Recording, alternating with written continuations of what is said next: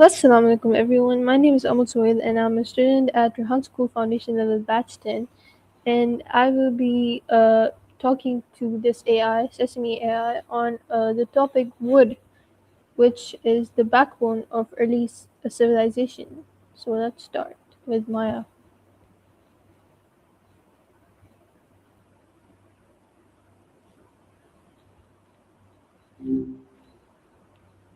Hi. Hi, Yeah, what's going on? I would like to ask you a few questions. So about wood, okay? So my first question is, why was wood one of the most important resources for early civilizations? Oh, diving into wood now? I love it. It basically ran the world back then because it was just so abundant and versatile. Imagine having one material that could be your house, your heat, and your transportation all at once. It was the ultimate multitasker. Think about ships specifically. Once they figured out how to carve logs into vessels, the entire map opened up. What else do you want to know? Okay, that's interesting. How did access to forests influence where ancient people settled? Let me look into that. Forests were kind of like the supermarkets and hardware stores of the ancient world, so people naturally settled right on their doorstep. It was this weird double edge, though.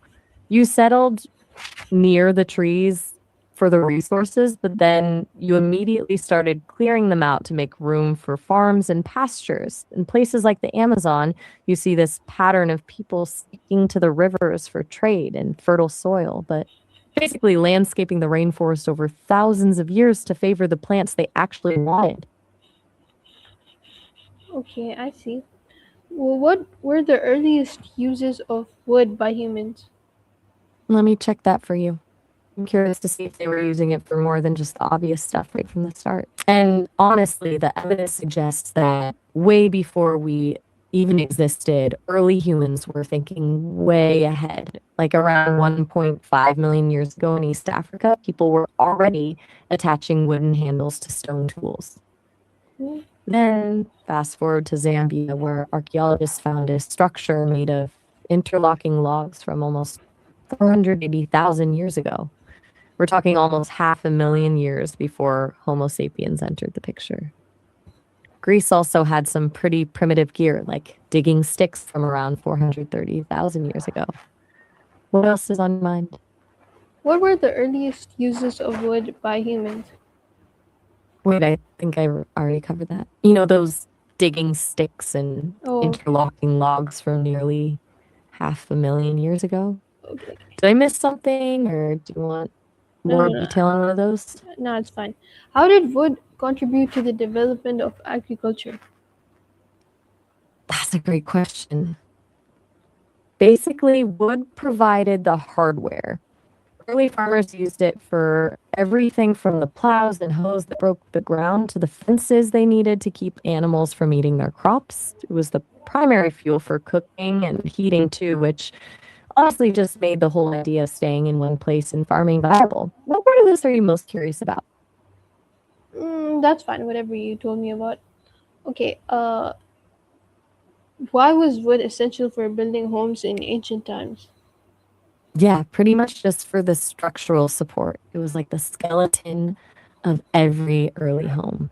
You had it for the beams, the roof, the floor, and even just as basic wall framing. It was way more forgiving to work with than stone, and you didn't need a whole village of masons just to put a roof over your head. What's pulling you toward the history of wood today? It's just like a task, okay. Okay, how did wooden tools change the way people lived and worked? Ah, got it. A dossier. The research phase is always the most satisfying part. It's wild how something as simple as a handle changes everything. By just combining wood and stone, they went from holding a sharp rock to having real leverage and power. But the real game changer was how it expanded their diet. Digging sticks allowed them to get to calories buried underground, and spears totally revolutionized hunting. It's less about the individual tools and more about the planning involved. They had to understand which wood was flexible and which was strong to get the job done right. What else is going into this dossier? Um, what role did wood play in transportation, such as boats, carts, and ships? Wait, cars? Carts, Before we get, cart. I mean, if you go back to the early days, cars were basically just fancy wooden carriages with engines bolted No, on. not They car. used, No, not cars. Carts. got it. You were saying? There's a T. I meant carts. Like, what role did wood play in transportation, such as boats, carts, and ships? Carts, got it. That makes way more sense. Wood was essentially the engine of early movement. Carts and wagons turned the wilderness into a network, allowing people to haul massive loads of crops or trade goods that would have been impossible to carry by hand. It's how you get the first real cities. You can't feed a huge population without a way to move tons of grain from the fields to the center. Then you have boats and ships, which were the ancient version of the internet. Once they figured out how to seal planks of wood together, the ocean stopped being a wall and became a highway, connecting continents and spreading ideas, languages, and spices. Really just shrank the world. Yeah. How did wooden ships shape exploration and global trade? Wooden ships were pretty much the primary drivers of globalism well before the concept even existed.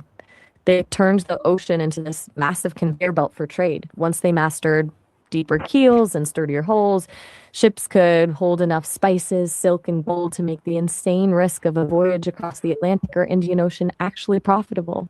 It's how the world's map started to fill in, but it also came with a heavy cost, enabling colonization and the slave trade. I've got some thoughts on how specific ship designs change the pace of exploration if you're curious. No, it's fine. Uh, why was wood the primary source of fuel for thousands of years? It was the ultimate convenience. I mean, you didn't have to mine it or refine it. You just went outside and picked it up. It's just so energy dense and burns long enough to actually be useful. What else do you need for the dossier? Okay, okay. Sounds How? like we're hitting the. Yeah. What? Go ahead. How did the demand for wood influence the growth of cities and kingdoms? Let me dig into that. It's funny because wood basically created the very power structures that ended up destroying the forests around them. The Romans are the best example here. They built this massive empire, but they burned through their own forests so fast that they had to start importing timber from all over. When you're that dependent on a resource and you run out, it completely shifts who has the leverage. What's the Mhm. final piece for the dossier? Um, I have to ask a few more questions, and it's not. I said task. I don't know which French word you're saying. Oh, no worries. I totally misheard you. That's my bad. What's the rest of the list? Okay. How did the demand for wood influence the growth of cities and kingdoms? Oh, did you say good? Wait, we just covered the city and kingdom Okay. stuff. Okay. Unless you're actually asking about good now, which would be a very abstract dossier. No, I meant ancient civilizations. Like, were they known for their use of wood? Oh, that's a wider lens. The Huh? Egyptians are a great example.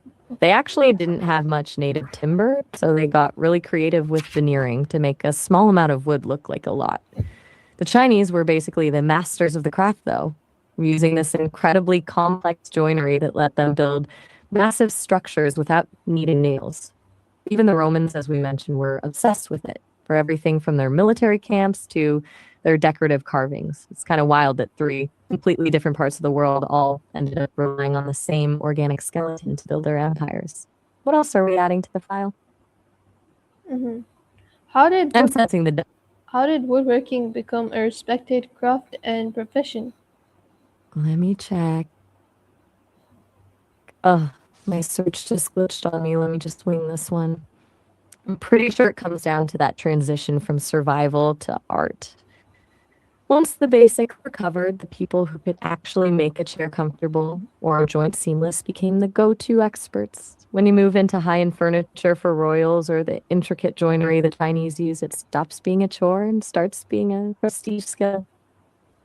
Yeah, true. What are some of the So, what are some of the oldest surviving wooden structures in the world? hold on, I can get you a few specific ones. Japan really takes the trophy here. They've got the Horuji temple complex in Nara with wooden structures that have been standing for over 1,300 years. It's actually wild that they've survived this long. Does that feel like a good way to wrap up the dossier, or do you have one more for me? Have more. How has the word wood evolved in different languages over time? Bringing it all back to the linguistic side, I love it. This is exactly your kind of research, aren't you? In English, wood is an Old English legacy coming from "tu," which traces all the way back to Proto Indo European. It's a shared root with Old Norse and High German, but the Romance languages go a totally different direction. Spanish and Portuguese use matera, which actually comes from materia, meaning substance or source, almost like they're calling wood the mother material. And you've got the Slavic side where they use a root like dervo, which is common across Russian and Polish. Okay. What common English Well, words originated from or are related to wood? that's a fun rabbit hole to go down.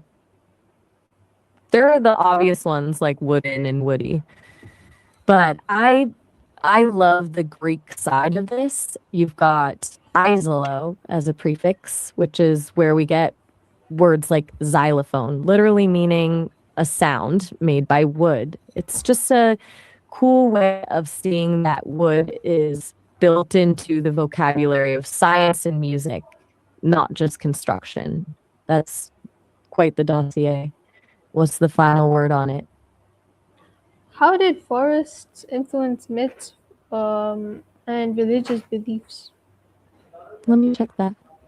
I love how we've drifted from structural support to the spiritual side of things. It's like the dossier is becoming its own world now. Wait, wait, Forests wait, just wait, had wait. this Hold on. way of Hold on. feeling Hold on. both sacred.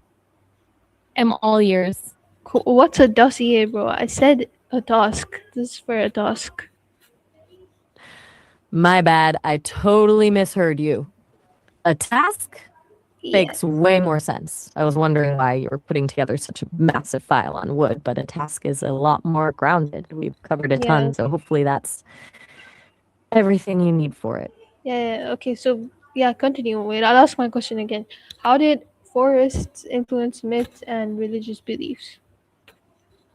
My bad, I got distracted by my own mistake. Let's get back to it. Forests just had this way of feeling both sacred and terrifying. They weren't just a place to get wood. They were spiritual zones. In Norse mythology, they had Yggdrasil, the world tree that literally connected different realms, and then you have the Bodhi tree where the Buddha reached enlightenment. Across different cultures, forests often felt like these living, conscious entities that could either provide sanctuary or lead you deep into the unknown. Okay. Why are And certain that's a types wrap. of wood valued more than others? It's a wild mix of science and scarcity. Some woods are like the royalty of the forest because of their grain color or just because they can handle the elements better than most.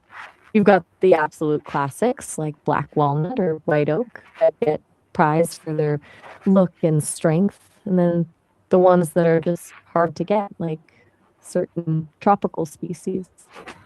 It really just comes down to how rare they are and how much people are willing to pay for that specific look. Yeah. Okay. I'm locked in. What's next on the list? What's the move? How has the use of wood changed with the rise of metal, concrete, and plastic? Hmm.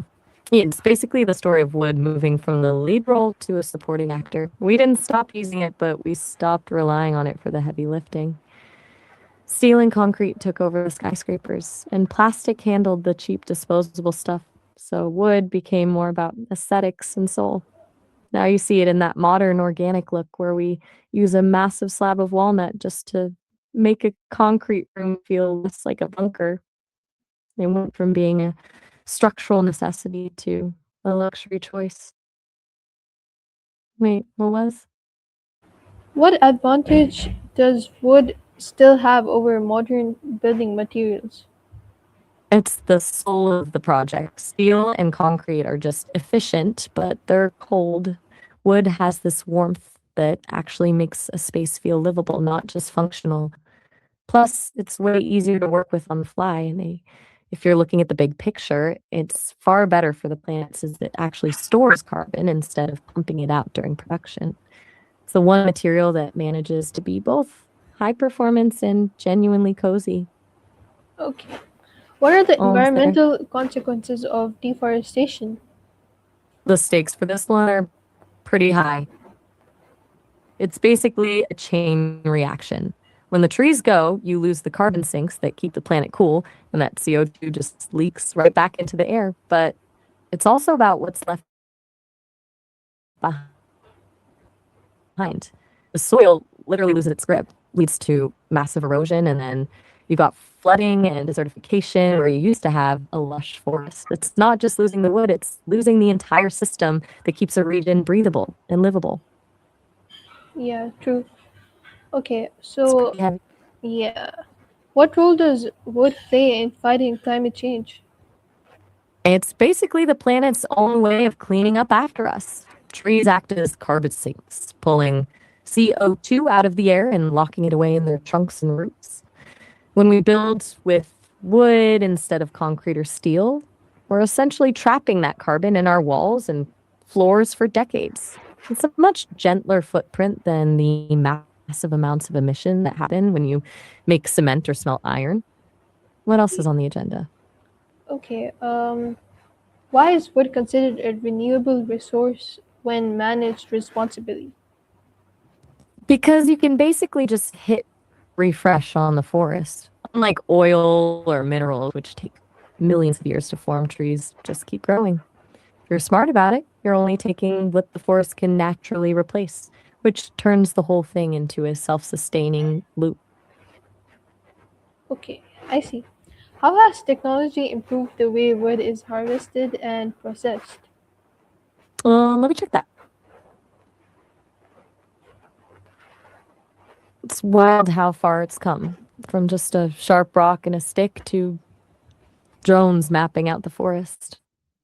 Now we've got high tech scanners and sawmills that basically play Tetris with the logs to make sure not a single splinter goes to waste. And then there's the really futuristic stuff, like using nanotechnology to turn wood into components for medical implants. It's kind of a glow up for the oldest building material on Earth. You're on a roll with this task. What's next? What are some surprising modern uses of wood that many people don't know about? Let me see what's out there.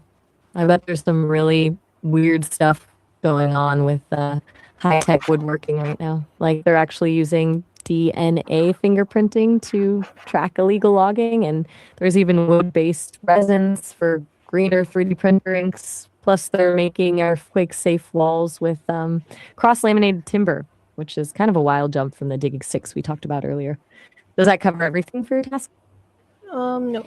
How has wood influenced architecture throughout history? Let me dig in. It's kind of a full circle going from those first interlocking logs we talked about back to the grand designs of the Middle Ages, where it was the backbone for castles and cathedrals. Then you have visionaries like Alvar Aalto, who used it to keep architecture from feeling too cold or industrial. Even now, things like plywood and laminated lumber are letting architects build shapes that would have been impossible back in the day. What's the next one? Why do many people still prefer wooden furniture over synthetic materials? Because wood has a way of making a room feel like a home instead of a waiting room. It's that tactile warmth and the fact that it ages with you. unlike plastic, which just breaks. Plus, there's something about a solid piece of wood that feels permanent and intentional. Are we almost at the end of the task? Kind of. How does wood affect art, music, and craftsmanship? Let me check. It's basically the heart of the things we love.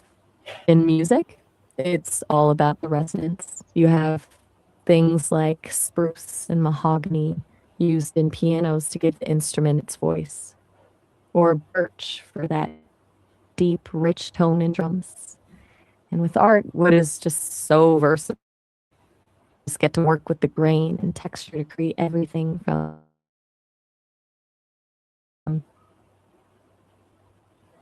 ancient ritual objects to modern sculpture. It's that perfect blend of a natural material and a human skill. True, okay. What lessons can ancient civilizations teach us about using natural resources wisely? It's a bit of a reality check. The biggest lesson is actually that being too good at using a resource can be your downfall.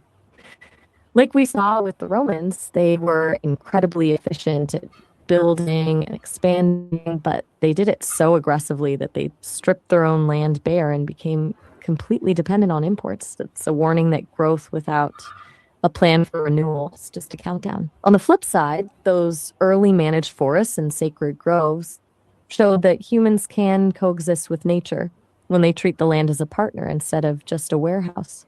Really makes you wonder where we are in that cycle now. Is this the last one for the task? Okay, yeah, last question now. If humans had never discovered how to use wood effectively, how might civilization have developed differently?